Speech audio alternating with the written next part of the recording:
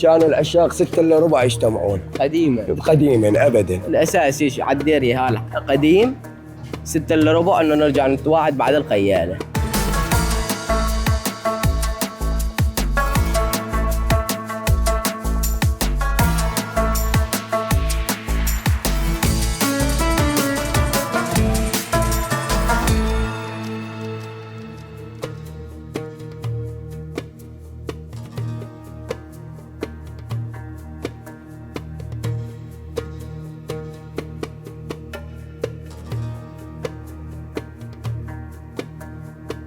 حلقتنا اليوم من شارع نور الدين الأتاسي. ليش الديرين أطلقوا عليه اسم شارع 6 إلا ربع؟ لنعرف سبب التسمية وإيش اشتهر الشارع هذا. خليكم معنا.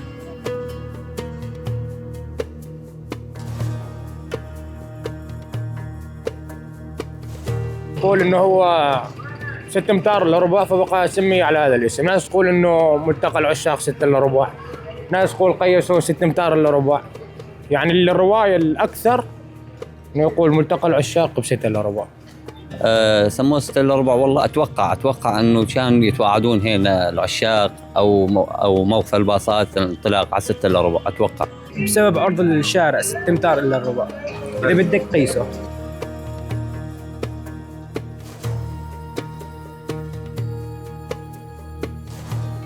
كان العشاق 6 إلا ربع يجتمعون قديما ابدا. طيب ومن جهتهم صار اسمه شارع 6 إلا ربع.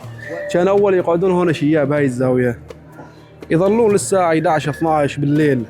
واحد منهم يقول تعال نروح يا شباب، ينط واحد منهم يقول يا اخي وين تريد تروح لسه الساعه 6 إلا ربع. وهون عندنا بالمقطع الديريه عندنا عاده نقيل بيها الظهر. ايوه ايمت نتواعد الساعه 6 إلا ربع. 6 إلا ربع.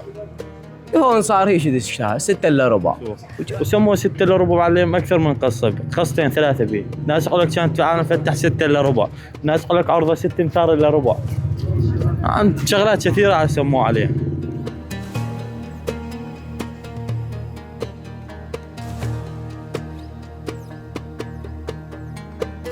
سمي الشارع 6 إلا ربع بعدة أسامي، هي تقول 3 روايات. الرواية الأولى سمي شارع 6 إلا ربع لأنه عرضه 6 إلا ربع، وعن يعني عن تقرير تبع البلدية موجودة أوراقه بالبلدية. والثانية رواية ثانية يقولون إنه لقاء العشاق الساعة 6 إلا ربع. ورواية ثالثة يقولون إنه آخر جندي فرنسي طلع الساعة 6 إلا ربع. وهذا الشارع يعتبر من أقدم شوارع المدينة بدير الزور. لا هو في مقولتين لتسمية الشارع 6 إلا ربع. التسمية الأولى إنه هو أول ما أنشأوا الشارع هذا السوق كان عرضه 6 امتار إلا 25 سم، يعني 6 إلا ربع. المقولة الثانية أهل الحويقة مع أهل الدير كان يوصل بيناتهم الشارع الجسر العاور يسمونه.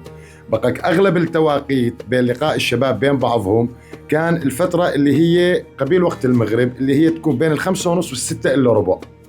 فموعد الوقت التلاقي بين الشباب الحويقة مع أهل الدير وجيتهم على المدينة بهالتوقيت هو 6 إلا ربع.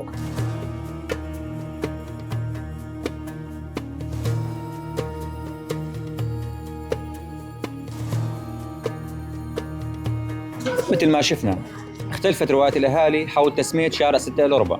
قسم من الأهالي قال سمي الشارع بسبب عرض الشارع اللي هو 6 أمتار إلا ربع، وقسم قال إنه ملتقى كان للعشاق سابقاً. لهون بنكون وصلنا لختام حلقتنا. كونوا معنا بحلقات جديدة ومناطق جديدة دائما مع عنب بلدي.